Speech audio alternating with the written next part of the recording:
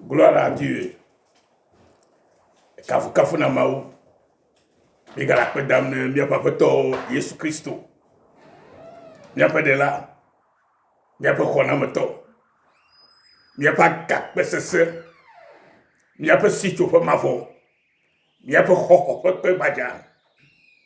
Adam de la unti fa fio yoane. E na be gapu fo ya bala. Mia klo mia kan motu. Bena eya sikenya Adam de la unti fa fia. Que yomi va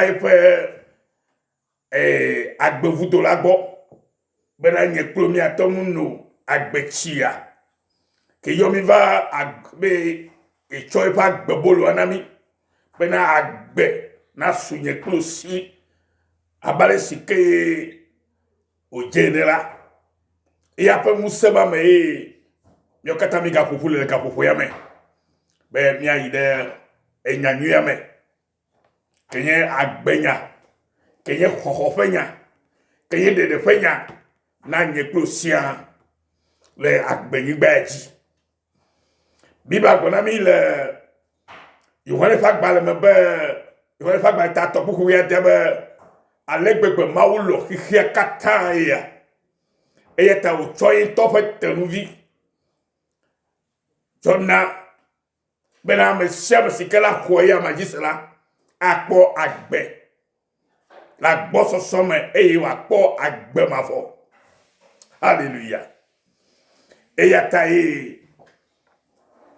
enyamaji emi soro enyamanti o yomido nyamanti o tiamido beni anye gbeta pola na mapo dukoa bena ne be mi khonya le cho ma ogola mi agbore na mapo edukoa na ife de poko na ife fofo poko le nyate fait mais alléluia. Praise the Lord. Gloire à Dieu. Nous donnons gloire à Dieu et nous disons que c'est le moment de la vérité ou le temps de la vérité. Parce que la parole de Dieu est la vérité. Et c'est pour cela que nous allons aussi prêcher la vérité qui est la parole de Dieu, telle qu'elle est. Alléluia. Aujourd'hui, nous allons aller dans le livre de Matthieu chapitre 28, le verset 18 à 20. Mais le bogobe ekbea. Nyapon so sola ala no. Matthieu fe agbale. Eta blavufo enyeme. Chokuku we nyime. Vaide blave. Blave yame. Afiomi akle le fresh bemele bana.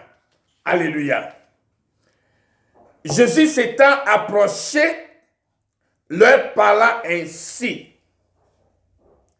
Tout pouvoir m'a été donné dans le ciel et sur la terre.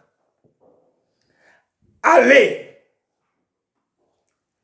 faites de toutes les nations des disciples,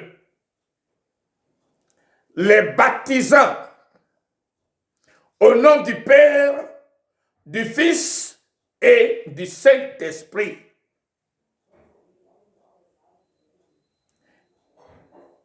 Alléluia.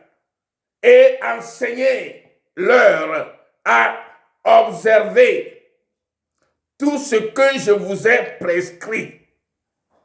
Et voici, je suis avec vous tous les jours jusqu'à la fin du monde. Alléluia. Mon peignale bokbro na mi le Matthéo pe agbale yame.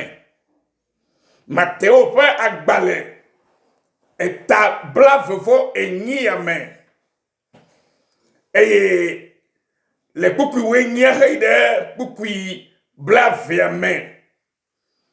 Afimaye o khlenami lebe. Et Yesu te va au bon. Et au bono bena. Oto musa sokata le jifu onu tome. Preso la nyibadila. Redachina ya Yesu Kristo. Et yata le musa mamala. Yele mioha domde. Et duko katangbo. Be miayi. Adek befa.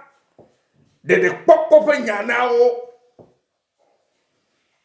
Alebena. No kwesela.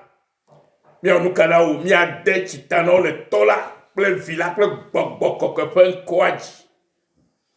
Eye ya kenya feto Yesu la. Ye lek plemi.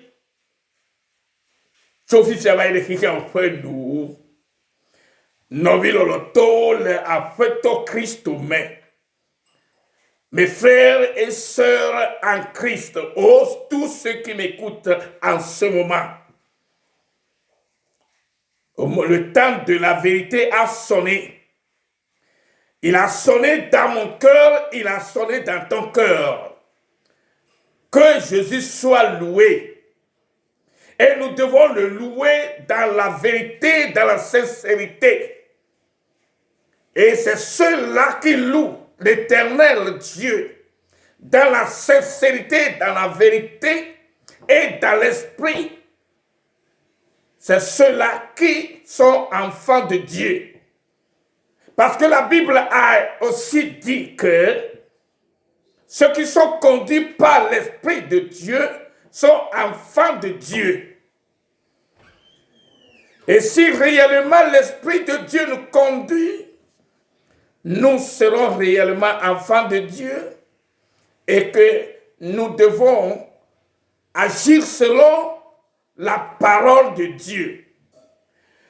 Dans ce livre de Matthieu, chapitre 28, le 18 à 20 nous dit que nous, le Seigneur nous a donné quoi?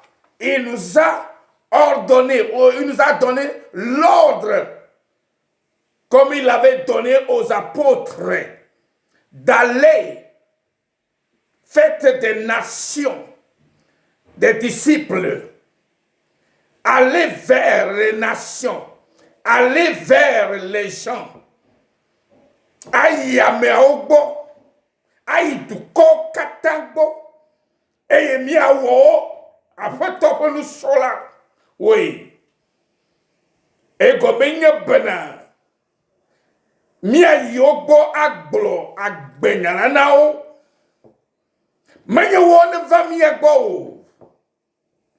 Et tro et yemi bobo ne va miagbo la kemi tronya. Malete ho. Mibo o miyo yo to mia yobo e. Et mi agblo agbenya fenya agbe fenya na o. Et no kwesela immédiatement mi adechita na o le tola ple villa ple bokboko kepe nkwame. Et ye tout la aso mi afien wo ableke ya fetwa degbe asina mine. Vonuka komile gbe. Et nous on m'a l'idée de l'autre ne les choses ne vont pas dans la direction où Jésus veut que tout se passe. Nous avons changé ou transformé en mettant la première chose à la dernière place et en prenant la dernière place à la première place. C'est contre la parole de Dieu. Jésus a clairement dit ici, dans Matthieu 28, le verset 18, en disant que tout, Jésus, quand il s'est approché, le palais ainsi, tout pouvoir m'a été donné dans le ciel et sur la terre. Musokata o choenaye Christo Yesu. Jivo tokple anyigbato. Eyata o chok museyame la. Ele mi ha don le museyame. Be mi ayi. Eye awo duko katano atosi epe enu solao. Eye mi a dechitanao. Hallelujah. Ne ame otrosi. Oko nyajise. Eye oko Yesu Christ la mi a dechitanao sreka. Eye mi a emegbe mi a fianu. Nenema o yinema. Meye nous fie donangona et qui détaou. Elle avait n'yebe miele wone ne mala alo ne miele wone ne mala et chitre le ma openyan. Apoto ba ne mi yobola ne mi gbo epenya no la no kwesela nya de chitano zeka. Eye megbe domala nya fia nuo. Egba amoyona enuya organisé na. Aujourd'hui, les gens organisent de grandes crusades. Et on est l'espèce qui est un peu badjao. A mon valet n'y a pas fait. Gakani yobe o vocatari. Amenana kami de chitanak bemakbo. Zéro. Amareko. O kwa amaro ponko ha. Gake kwa omlobo. A l'autre bon va tadi o tachime. Venez à l'esprit apôtre Jésus Christ au glero. Benye ba ameo ho Yesu yisla zire kaze kamile adetitano. E me bodo kameo afiamu. Nous si apôtre globe mi afia o nyatepenya. Alléluia. Vogbla au trône au gos noao. Mais la Bible bonne wo nous kao. Cours de baptême. Nous sommes en d'état. Wa so no avokan wotire ka wotire wotito wotire ade kapi wa gbogbo ade chitana me o menye ne ma o yina mu apoto bela ne ba bogo kwese kula ona de chitana osreka wa kwa mo fa so wa fia nuwo abeleke ya apoto ade basina minene numai ejebe mi atro de nti awere etepe elabe amole luvo obumie.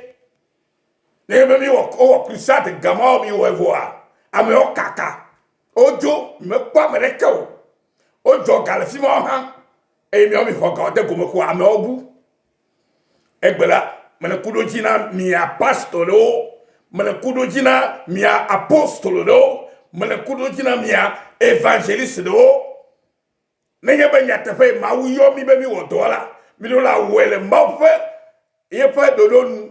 Après toi, nous bekela lesko blebena ne mi fia nuaola e ne mi blonyano o kwesela nya dechitanao e me gbala mi afia nuo abele si quelle recommandation qui après ton ami nene bena choma jila ile premi choma yi te keke aponu on ami musa de la fima musa que le yesu si ton ami be mi awele tutu ale ke yi gbele nami do mi ba to pasaga ne o be de kukunami je vais comme ça bien ide ma opo nyamele dodonu e ya onye nya sika hia egbela mekero cho opo office cho wo opo church cho wo nka business tepe ba be mo leva parce que be amura audience ka pe ba koy ana 10 000 ana 20 000 30 000 40 000 50 000 ka be wa ko passe wa to gbela meta enye nu kenya abomination enye nu kemelete ho menye bible ape bono no me ma mo menye pastor yemi le gbogbo mi chitre no monti la be menye ma Yesu Christ po ndu anyi o ma o cho papo mo cho wo office pastoral la mo film les gamon de ka ma ko pasa o be na audience audience o ko la ka be pona Yesu Christ wa awo audience man na ina mi o na nye pastoral o ma audience ka be va ko na nye pastoral o ma tufe de amea be atufu ka be va akpo o we la ya me ogbo o be mi ogbo mi glonya na o na to jime ne ha me vi onyo ho ha me la va gbori e ya la gbo be na ho jes ka be na va o ala na ega ho me de o enye nu ke titre ma o pe lo nti mi la no te nu ma o le Yesu Christ ho come be na church in ton to ke je na pe to pe church ne pe kola ne na yi ne ha me vi o na kpofufu le Yesu Christ ho come.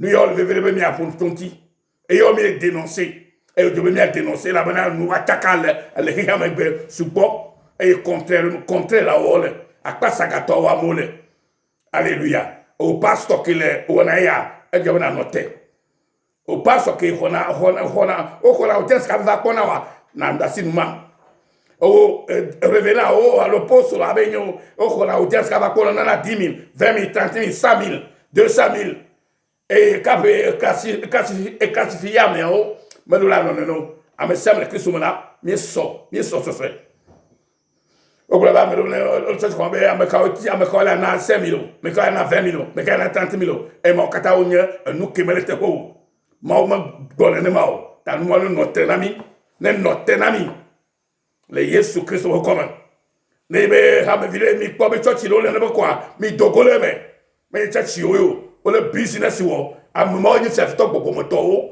le amo fin mi to lo bo o le mi atakai gbogbo ko me fi anu ami ne no ta nya yo ne do to ne do mi afachi o men ne to na va ne mi anye Kristo to akonka o e asubo mau le mau fofo blibo men mau fofo nye mau subo mau fo nya ji wo wenye mau subo be mi yiro gbo mo ko ne fa mi gbo ne mi no ho garo si o ka mi adogbe la ota mo nyo ya ami to fia nu be na dogbe na gbo nya ma fiale yi to ba gbeji ne na dimti ne ya ira e mo ke mi le ga hole aussi le gbedo lo ta mi le o blemier ne o ya me vale o le paso o ya me vale o ma ma ka to dogbe la wa ele ga hole si bi adogbe la ta amuro ko na be paso dogbe la ku mu dogbe la ku do be no vi ma dogbe la ku do c'est ma dogbe la ku do on to do la nya ko do agbara o la pour mau mais to de kai to ile to nami mais amere la pour o ya nu de to